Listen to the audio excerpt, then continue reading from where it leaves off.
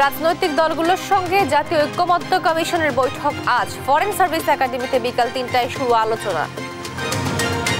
জাতীয় নির্বাচনের আগে অন্য কোনো ভোট গ্রহণযোগ্য নয় বললেন রিজভী আহমেদ। নির্বাচন কেন্দ্রিক সংস্কারে গুরুত্ব দেওয়ার তাগিদ। ঢাকা বিশ্ববিদ্যালয়ের বিজ্ঞান ইউনিটের ভর্তি পরীক্ষা চলছে। নেওয়া হচ্ছে ৮ বিভাগীয় শহরেও। প্রতিটি আসনের জন্য লড়ছে ৭৭ জন। বিশ্ব ইজতেমা তৃতীয় পর্বের লাখো মুসল্লির ঢল। দ্বিতীয় দিনেও চলছে কোরআন হাদিস থেকে বয়ান। নেওয়া হয়েছে কঠোর নিরাপত্তা। আশুলিয়ায় গ্যাস সিলিন্ডার বিস্ফোরণে ৪ শিশু সহ দগ্ধ ১১। দুজনের অবস্থা আশঙ্কাজনক। ঢাকা মেডিকেল বার্ন ইনস্টিটিউটে ভর্তি। গণতন্ত্র অভিবাসন প্রশ্নে ইউরোপকে আক্রমণ মার্কিন ভাইস প্রেসিডেন্টের। মিউনিখ সম্মেলনে উত্তেজনা। অপমানজনক বলছে জার্মানি। এবং চ্যাম্পিয়ন্স ট্রফির আগে আজ দুবাইয়ে অনুশীলন করবে টাইগাররা। সোমবার একমাত্র প্রস্তুতি ম্যাচ। আসরে ভালো করার প্রত্যাশা। দেখছিলেন শিরোনাম সংবাদ দুপুরে। আপনাদের সঙ্গে আছি আমি তোয়া আফরোজ। এবার বিস্তারিত। দেশের রাজনৈতিক দলগুলোর সঙ্গে জাতীয় ঐক্যমত্য কমিশনের প্রথম সভা হবে আজ। রাজধানীর বেইলি রোডের ফরেন সার্ভিস একাডেমিতে বিকাল ৩টায় শুরু হবে বৈঠক। অন্তর্বর্তী সরকারের প্রধান উপদেষ্টা ডক্টর মোহাম্মদ ইউনূস এ সভায় বক্তব্য রাখবেন। সংস্কার বাস্তবায়নে ঐক্যমত্য প্রতিষ্ঠার লক্ষ্যে বিএনপি, জামায়াত সহ বিভিন্ন দলের মতামত নেবে সরকার। সভায় ৬টি সংস্কার কমিশনের প্রতিবেদন নিয়ে আলোচনার পাশাপাশি টেকসই নির্বাচন, পুলিশ সহ আইন শৃঙ্খলা বাহিনীর কার্যক্রম সহ নানা বিষয়ে নিজেদের মতামত তুলে ধরবে রাজনৈতিক দলগুলো। বৈঠকে জাতীয় ঐক্যমত্য কমিশনের সদস্য আলী রিয়াজ, আব্দুল মুইত চৌধুরী, সফুর রাজ হোসেন, বদিউল আলম মজুমদার, এমদাদুল হক এবং ইফতেখারুজ্জামান অংশ নেবেন, যারা কমিশনগুলোর প্রধানের দায়িত্ব পালন করেন।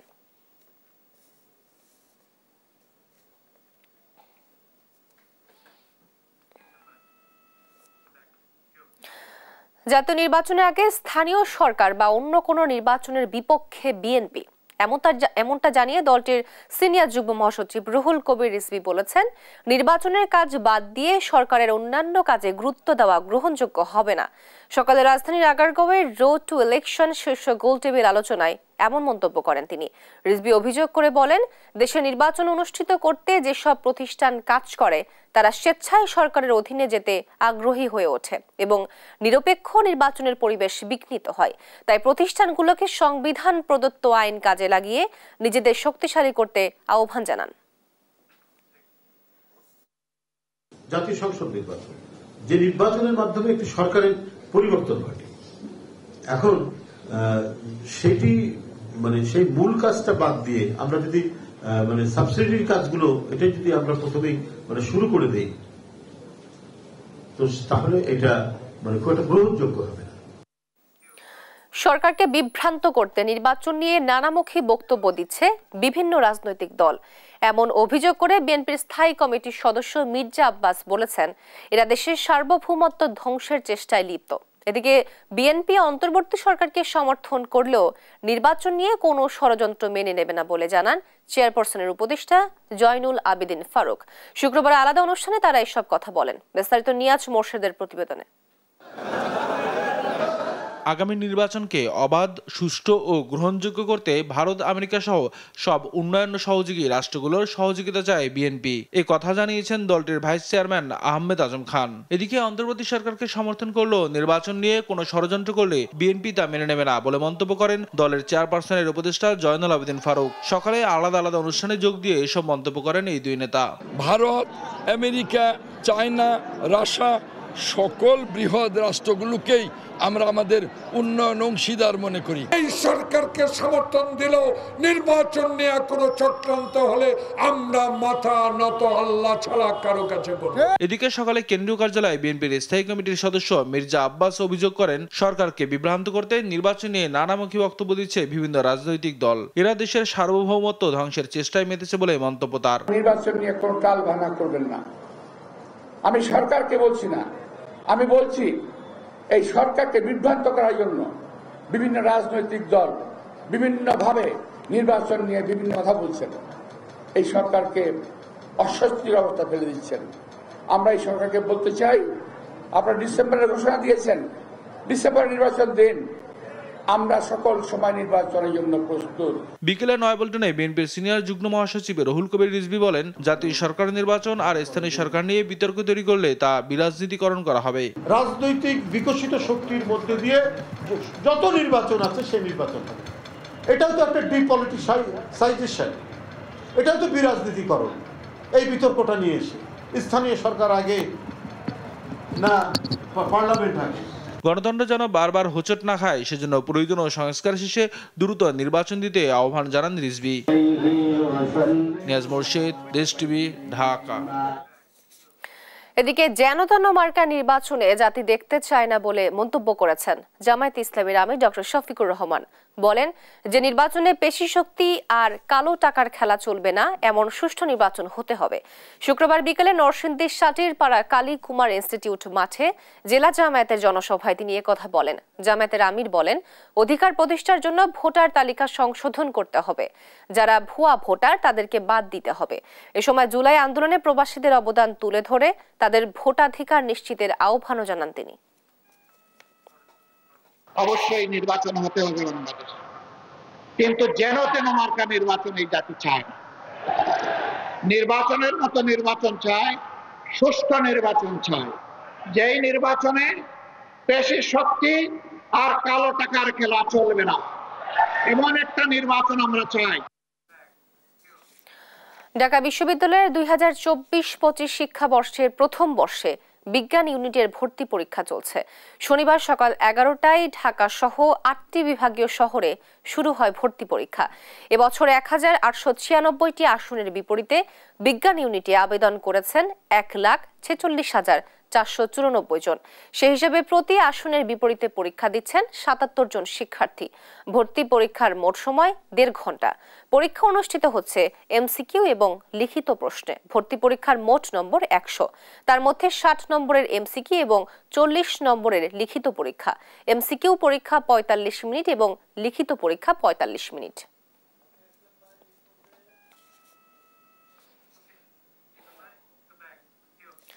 ঢাকা বিশ্ববিদ্যালয়ের বিজ্ঞান ইউনিটের ভর্তি পরীক্ষার খবর জানাতে সরাসরি যুক্ত হচ্ছেন সহকর্মী কায়েস রাহাত। পরীক্ষার বিস্তারিত তথ্য আমাদেরকে জানাবেন।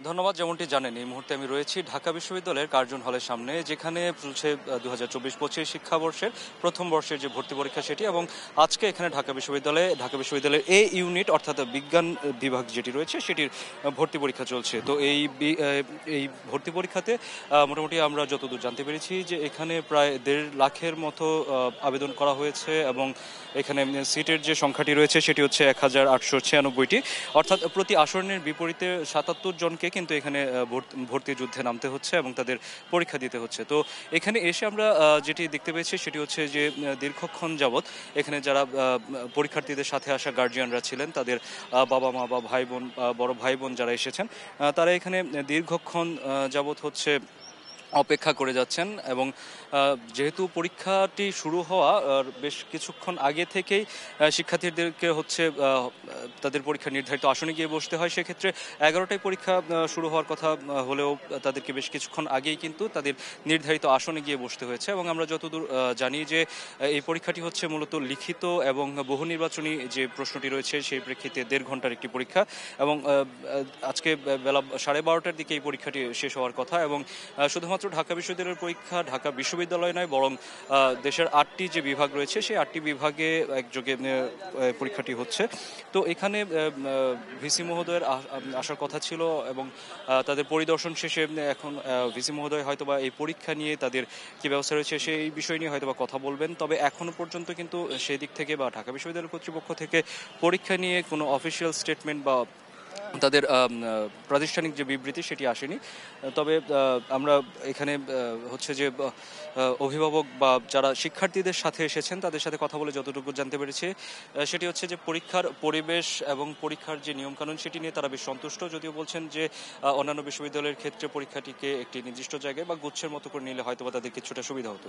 তো ঢাকা বিশ্ববিদ্যালয়ের পরীক্ষা নিয়ে এই ছিল আমার কাছে সর্বশেষ। আপনাকে ধন্যবাদ। ঢাকা বিশ্ববিদ্যালয়ের বিজ্ঞান ইউনিটের ভর্তি পরীক্ষা চলছে এবং এই বিষয়ে বিস্তারিত জানাচ্ছিলেন আমাদের সহকর্মী কায়েস রাহাত।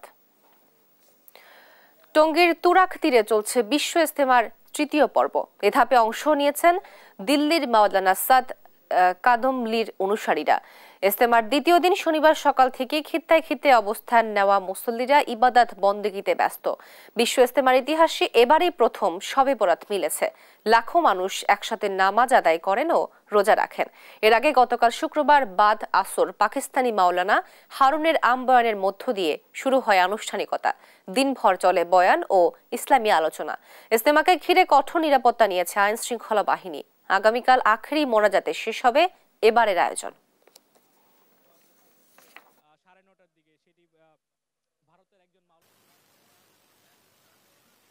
আল্লাহর কাছে গুনাহ মাপ চাই, অনেক পাপ তো করছি, ওই পাপগুলো মাপ চাইতেছি। পরিবারের কথা তো মনে উঠে না এই জায়গায় আসলে। আল্লাহর কাছে আসি, আল্লাহ রাস্তায় আসি, আল্লাহ রাস্তায় থাকবার জন্য চেষ্টা করি। সারা উম্মত কিভাবে এক হইয়া যায় এবং নেক হইয়া যায়, একই কাজ করে, দাওয়াতের কাজ, আল্লাহর হুকুম মানা, নবীর তরিকা চলা, দুনিয়া এবং আখিরাতের শান্তি কামিয়াবির জন্য। হ্যাঁ, কিভাবে আমার দুনিয়ার জিন্দেগি ভালো হয়ে যায়, আখিরাতের জিন্দেগি ভালো হয়ে যায়। দুই দল আমরা যারা আছি মোটামুটি যুবার গ্রুপ আর এই যে বলে 7 গ্রুপ, দুই দল একত্রিত হওয়া ভালো। আমরা আলেমদের সম্মান করি, তারা তোমাদের মাথার তাজ, তাদের কোনো ভক্তি করি না আমরা। কেন এরকম হচ্ছে? দর্শক, ইজতেমা ময়দানে রয়েছেন সহকর্মী আলিমুজ্জামান সাফওয়ান, তিনি যোগ দিচ্ছেন আমাদের সাথে সরাসরি। সাফওয়ান, প্রথমে আমরা যাচ্ছি সাফওয়ানের কাছে। সাফওয়ান, ইজতেমায় মুসল্লিদের সমাগম কেমন এবং এখন কি কি আনুষ্ঠানিকতা সেখানে চলছে জানাবেন আমাদেরকে। সকালে বয়ানের মধ্য দিয়ে কিন্তু আজকের দিনে যে আনুষ্ঠানিকতা সেটি কিন্তু শুরু হয়েছে এবং এরপরই যেটি হয়েছে যে খিত্তায় খিত্তায় তালিম হয়েছে এবং বিভিন্ন ভাগে ভাগ করে যে বয়ান সেটি কিন্তু করা হয়েছে। এখানে মুসলিমদের যারা এসেছেন দেশের বিভিন্ন প্রান্ত থেকে, এছাড়া দেশের বাইরে থেকে, তাদের উদ্দেশ্যে যে ঈমান আমলের যে আলোচনা সেটি কিন্তু সারা দিনব্যাপী চলেছে। তারা তাদের খিত্তায় অবস্থান করে সকাল থেকে যে বয়ান হচ্ছিল সেটি কিন্তু করেছেন মাওলানা সাদ সাহেবের ছোট ছেলে মাওলানা ইউসুফ বিন সাদ এবং তার যে কথা সেটি বাংলায় তর্জমা করেছেন মাওলানা ওসামা সাহেব। তো মুসল্লিদের দেখেছি তারা সকাল থেকেই সেই তর্জমাগুলো শুনেছেন তাদের খিত্তায় অবস্থান করে এবং তারপরে এখন কিন্তু দুপুর হয়ে গিয়ে আসছে এবং দুপুরে তাদের যে আনুষঙ্গিক কাজগুলো, খাবার দাবার বা গোসল, সেগুলো কিন্তু তারা সেরে নিচ্ছেন এবং এরপরে কিন্তু তারা জোহরের নামাজের যে প্রস্তুতি সেটি নেবেন এবং জোহরের নামাজ অনুষ্ঠিত হবে এবং জোহরের নামাজের পরে আমরা যেটি জানতে পেরেছি যে আবারও বয়ান শুরু হবে এবং সেখানে হেদায়েতের বয়ান হবে এবং দিনই যে আলোচনা সেগুলো কিন্তু শুরু হবে এরপরেই এবং তারপরে তারা আবারও বিরতিতে যাবেন। বিরতির পরে আসরের নামাজ হবে। আসরের নামাজের পরে আরেকটি কর্মসূচি নেওয়া হয়েছে যেটি সবসময় ইজতেমার মাঠে আমরা দেখে থাকি, সেটি হচ্ছে যৌতুকবিহীন বিয়ে। তারা আশা করছেন যে প্রায় শতাধিক বিয়ে, যৌতুকবিহীন বিয়ে সেটি আজকে বিকালে আসরের পরে সেটি হতে পারে বলে জানিয়েছে এই মিডিয়া সমন্বয়ক। এছাড়া আরও একটি খবর জানিয়ে দিতে চাই যে এবারে কিন্তু ইজতেমা কিন্তু দুভাগে যেহেতু ভাগ হয়েছে, মুসল্লির সংখ্যা কিন্তু খুব একটা নেই, কারণ যারা বিশ্বের বিভিন্ন প্রান্ত থেকে যারা এসেছেন অনেকেই আসলে যে ভিসার জটিলতার কারণে আসতে পারেনি। তো ওই হিসাবে যে পর্যাপ্ত পরিমাণে যে ভিড় থাকে সেটি কিন্তু এবার খুব একটা লক্ষ্য করা যাচ্ছে না। তবে এবারের ইজতেমাকে কেন্দ্র করে কিন্তু আইন শৃঙ্খলা বাহিনীর সর্বোচ্চ সতর্কতা আমরা দেখতে পেয়েছি এবং এই সোশ্যাল মিডিয়াতে নানা ধরনের প্রচারণা করা হচ্ছিল যে এবারের ইজতেমার উপরে হামলা হতে পারে। তো সেই সংখ্যাও কিন্তু গাজীপুর যে পুলিশ কমিশনার তারা পর্যবেক্ষণ করছেন। আমরা দেখতে পাচ্ছি যে বিভিন্ন জায়গায় র্যাব পুলিশ অথবা এছাড়া আইন শৃঙ্খলা রক্ষাকারী বাহিনীর যে নিরাপত্তা চৌকি সেখানে তারা সর্বোচ্চ সতর্ক অবস্থানে কিন্তু রয়েছেন যে কোনো ধরনের নিরাপত্তা যে সংশয় সেটি কিন্তু কোনোভাবেই রাখা হচ্ছে না। তো সব মিলিয়ে ইজতেমার যে পরিবেশ সেটা কিন্তু এখন পর্যন্ত সর্বোচ্চ সতর্ক অবস্থানে রয়েছে আইন শৃঙ্খলা রক্ষাকারী বাহিনী। তো ইজতেমার অপর প্রান্তে রয়েছেন আমাদের সহকর্মী দেওয়ান ইমন, তার কাছে যেতে চাই। ইমন, আপনি কোথায় আছেন এবং সেখানকার কি পরিস্থিতি জানাবেন? সাফওয়ান, আপনাকে ধন্যবাদ। আমি এই মুহূর্তে রয়েছি বিদেশি খিত্তায়। আপনি যেমনটি বলছিলেন যে এই যে সোশ্যাল মিডিয়ায় যে সমস্ত অপপ্রচারগুলো হয়েছে যে একটি হামলার শঙ্কা রয়েছে তারপর থেকে কিন্তু এই যে বিদেশি খিত্তাগুলো রয়েছে এতে কিন্তু যে এখানকার যে নিরাপত্তা সেটি কিন্তু জোরদার করা হয়েছে। আপনারা দেখতে পাচ্ছেন যে বিদেশি খিত্তা যারা এখন যেহেতু বয়ানের বিরতি রয়েছে, এখানকার যারা বিদেশি অতিথি আছেন তারা কিন্তু তাদের যে সমস্ত আনুষঙ্গিক যে কাজগুলো আছে সেগুলো করছেন। দেখতে পাচ্ছেন যে পুলিশ সদস্যরা কিন্তু বিদেশি সেই সমস্ত মেহমানদের সঙ্গে রয়েছেন। সুতরাং বলা চলে যে নিরাপত্তার যে বিষয়গুলো সেগুলোর কিন্তু কোনো ঘাটতি এখানে আমরা দেখছি না। পাশাপাশি এই যে বিদেশি খিত্তাতে প্রবেশের যে সমস্ত প্রবেশদ্বারগুলো রয়েছে সেগুলোতেও কিন্তু খুব কড়াকড়ি করা হয়েছে। আমরা দেখেছি যে একজন মানুষ যখন এই বিদেশি খিত্তায় প্রবেশ করছে তাকে জিজ্ঞাসাবাদ করা হচ্ছে, তাকে যখন কি বিষয় তিনি আসছেন সেটি নিশ্চিত হওয়ার পরেই কিন্তু তাকে এখানে প্রবেশ করতে দেওয়া হচ্ছে। এখানে কিন্তু আমরা দেখেছি যে সাদা পোশাকের বাহিরে কিন্তু আইন শৃঙ্খলা বাহিনী যারা রয়েছেন তারা কিন্তু এখানে তাদের যে কার্যক্রম সেটি পরিচালনা করছেন। বলা চলে যে এখানে বিদেশি যারা অতিথি রয়েছেন তাদের নিরাপত্তায় কিন্তু কোনো ধরনের ঘাটতি নেই। তো সব মিলিয়ে এই ছিল আমার কাছে বিদেশি খিত্তা থেকে সর্বশেষ। চলে যাবো স্টুডিওতে, সেখানে রয়েছেন তোয়া। আপনাদের ধন্যবাদ। দর্শক, ঢাকা বিশ্ববিদ্যালয়ে 2024-25 শিক্ষাবর্ষের প্রথম বর্ষে বিজ্ঞান ইউনিটের ভর্তি পরীক্ষা চলছে এবং সেখানে পরিদর্শন শেষে কথা বলছেন ঢাকা বিশ্ববিদ্যালয়ের উপাচার্য। আমরা সরাসরি চলে যাচ্ছি সেখানে।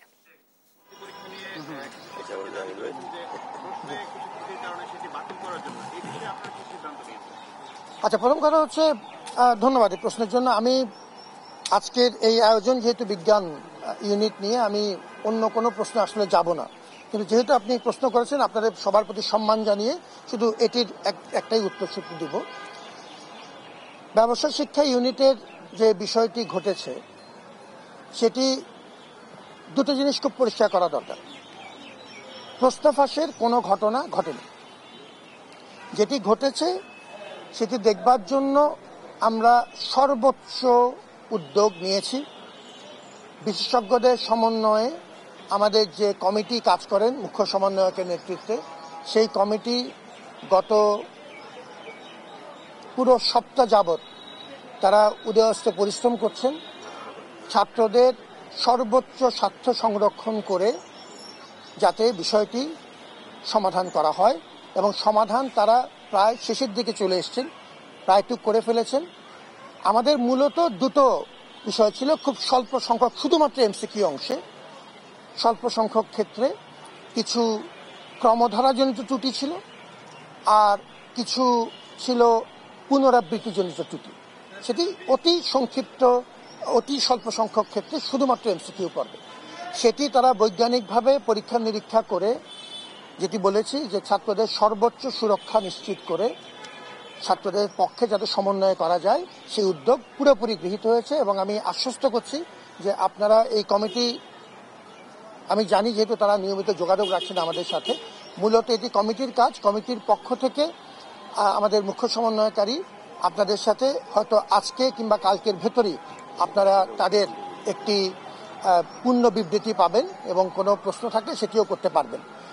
আমরা অভিভাবক মহলকে বিশেষ করে আশ্বস্ত করতে চাই যে ছাত্রদের পূর্ণ স্বার্থ রক্ষা করা হবে এবং এটি অতি স্বল্প ক্ষেত্রে শুধুমাত্র এমসিকিউ পর্বে এটি হয়েছে। এটি পরীক্ষা ফাঁসের, আমি আবারও পুনরাবৃত্তি করছি, এটি পরীক্ষা ফাঁসের কোনো বিষয় না, পরীক্ষা প্রশ্নপত্র ফাঁসের কোনো বিষয় না। আবারও ধন্যবাদ জানাচ্ছি আপনাদের ধৈর্য এবং সহনশীলতার জন্য। আপনাদের আশ্বস্ত করছি যে ঢাকা বিশ্ববিদ্যালয়ের ন্যায্যতা এবং স্বচ্ছতার স্বার্থে যা প্রয়োজন প্রতিটি পদক্ষেপ আমরা নিয়েছি এবং সেটি ফাইনাল স্টেজে চলে এসেছে। সুতরাং ছাত্রদের স্বার্থ সংরক্ষিত থাকবে। ভালো থাকুন, ধন্যবাদ।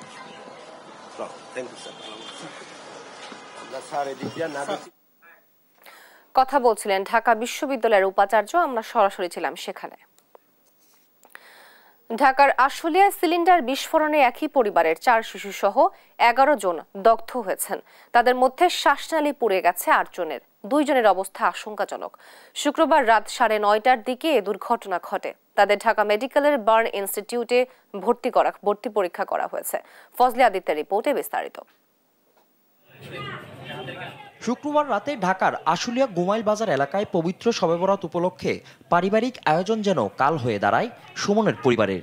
সিলিন্ডার গ্যাস বিস্ফোরণে 4 শিশু সহ দগ্ধ হয় ওই পরিবারের 11 জন।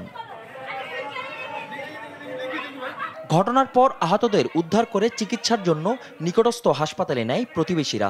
পরে তাদের জাতীয় বার্ন ও প্লাস্টিক সার্জারি ইনস্টিটিউটে পাঠানো হয়। প্রতিবেশীরা জানান রাতে হঠাৎ রান্নার গ্যাস সিলিন্ডার বিস্ফোরিত হয়ে আগুন ধরে যায়। সবাই একত্রিত হয়, একত্রিত হওয়ার কারণে একটা রান্নাবান্না খাওয়া দাওয়ার জন্যে সবাই আর কি একত্রিত হয়েছে। ওই সময় ঠিক 9:30টার দিক গ্যাস সিলিন্ডার থেকে বিস্ফোরণটা হয় আর কি। বিস্ফোরণ হওয়ার কারণে এই ওদের গুরুতর অবস্থা হয়। 4 বছরের বাচ্চা, ওইটা আল্লাহর রহমতে একটু সুস্থ আছে। আর যেটি 8 বছর হয়েছে নাকি 7 বছর কোরআন হাফেজ যে আছে, ওনার অবস্থা গুরুতর। একের মুখে থেকে শুরু করে একের পা পর্যন্ত অবস্থা খুব। চিকিৎসক জানান দুর্ঘটনার 11 জনের মধ্যে শ্বাসনালী পুড়েছে 8 জনের। এর মধ্যে 2 জনের অবস্থা আশঙ্কাজনক। তাদের শরীরের 99 ও 95% পুড়ে গেছে। 2 জনই আইসিইউতে ভর্তি, বাকি 6 জনের চিকিৎসা চলছে সিসিইউতে। 8 জনকেই আমরা আশঙ্কাজনক বলছি। ওনাদের সবার শ্বাসনালী পুড়েছে। শ্বাসনালী পোড়ার কারণে সবাই গুরুতর, কিন্তু 2 জনের অবস্থা খুবই আশঙ্কাজনক। তারা একজনের 99%, একজনের 95%। একজন শুধু আশঙ্কামুক্ত, ওর 9% পুড়েছে। বাকি যারা তারা সবাই আশঙ্কাজনক অবস্থায় আছে এবং তাদেরকে আমরা ফিমেল এসডিইউতে এবং একজনকে আইসিইউতে শিফট করব। ওই পরিবারের বাকি 3 জন অনেকটাই আশঙ্কামুক্ত, তবে তাদের হাসপাতালে চিকিৎসাধীন অবস্থায় রাখা হয়েছে। ফজলে আদিত্য, দেশ টিভি, ঢাকা। যথাযথ ধর্মীয় ভাব গাম্ভীর্যের মধ্য দিয়ে সারা দেশে পালিত হয়েছে পবিত্র লাইলাতুল বরাত। এ উপলক্ষে জাতীয় মসজিদ বাইতুল মোকাররম সহ দেশের মসজিদগুলোতে ধর্মপ্রাণ মুসল্লিরা নামাজ, জিকির, কোরআন তেলাওয়াতের মধ্য দিয়ে মহিমান্বিত রজনী পালন করেন।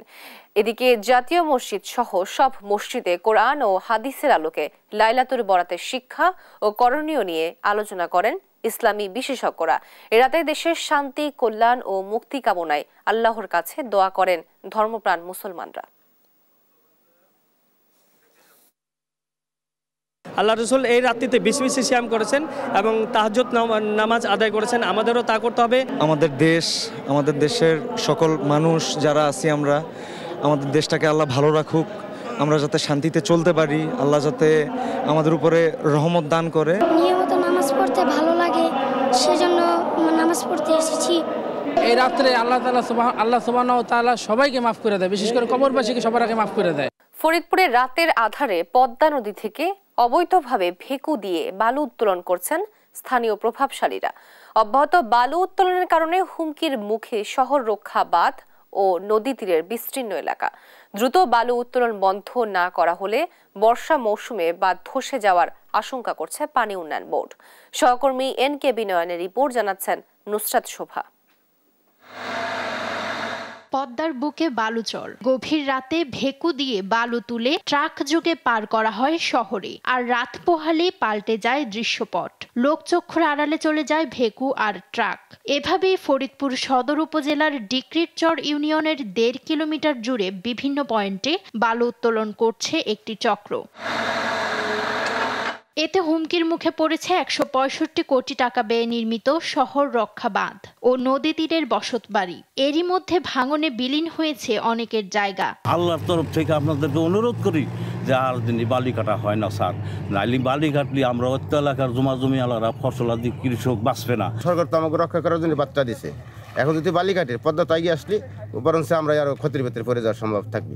পানি উন্নয়ন বোর্ড বলছে এখনই বালু উত্তোলন বন্ধ করা না গেলে বর্ষা মৌসুমে ধসে যাবে শহর রক্ষা বাঁধ। এটাকে যদি আমরা এখন টিকায় না রাখতে পারি, আমাদের অদূর ভবিষ্যতে ফ্লাড এমবেকমেন্টটা ক্ষতিগ্রস্ত হবে এবং এর ফলে একসময় ফরিদপুর শহরটা প্লাবিত হওয়ার সম্ভাবনা রয়েছে।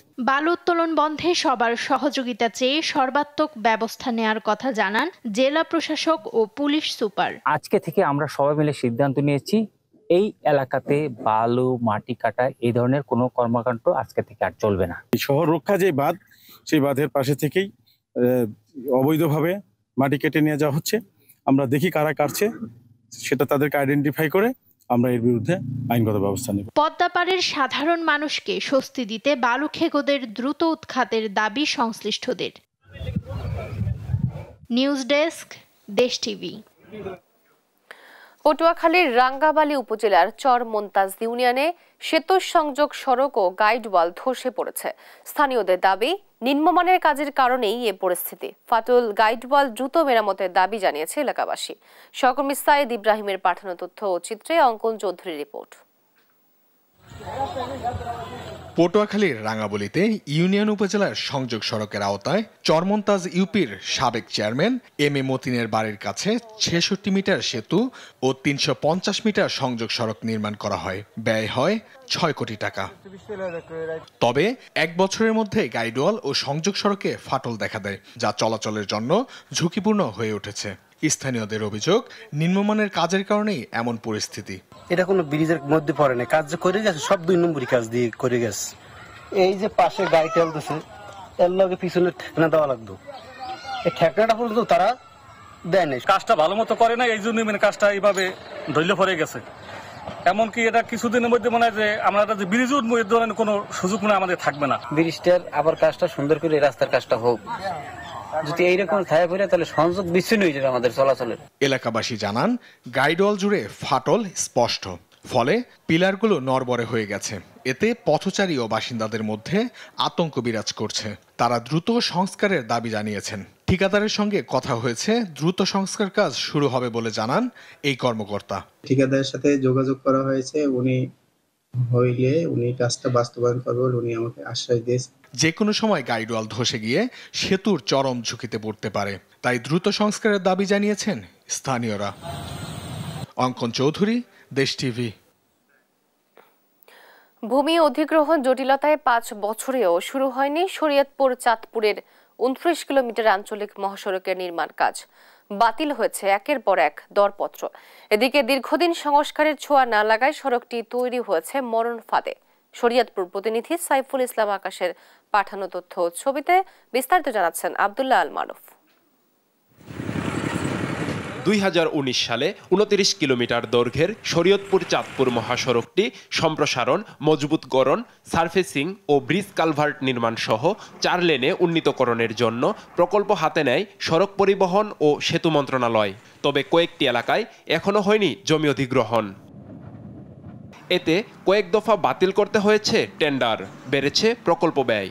অন্যদিকে ৫ বছরের বেশি মেরামত না হওয়ায় সড়ক বেহাল, ভোগান্তিতে পড়তে হচ্ছে যাত্রী আর চালকদের।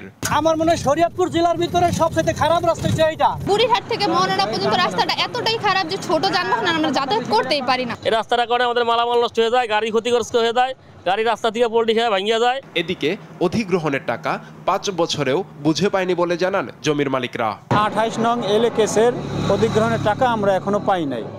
আমরা দ্রুত টাকা পাওয়ার আশাবাদী এবং কি এই রাস্তার কাজও চলমান থাকুক, এটাও আমরা চাই। ২১ সাল থেকে শুরু করে এই পর্যন্ত রাস্তার তো কোনো কাজই করে নাই, অবকাঠামোর কোনো কাজকর্ম করে, বরং আমাদেরকে টাকা পয়সাও দেয়। কাজে ধীরগতির কথা স্বীকার করে প্রশাসন বলছে সব জটিলতা অচিরেই নিরসন হবে। ভূমি অধিগ্রহণ খুবই কম হয়, 2 বছরের কাজ কিছুই প্রায় করতে না পারায় কন্ট্রাক্ট বাতিল করে আবার রিটেন্ডার করা হয়েছিল।